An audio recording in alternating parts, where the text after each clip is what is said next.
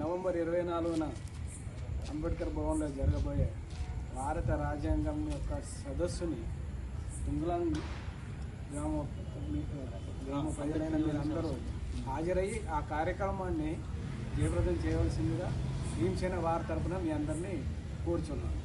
జై భీమ్. రాజ్యాంగ దినోత్సవాన్ని విజయవంతం చేద్దాం. రాజ్యాంగ దినోత్సవాన్ని విజయవంతం చేద్దాం.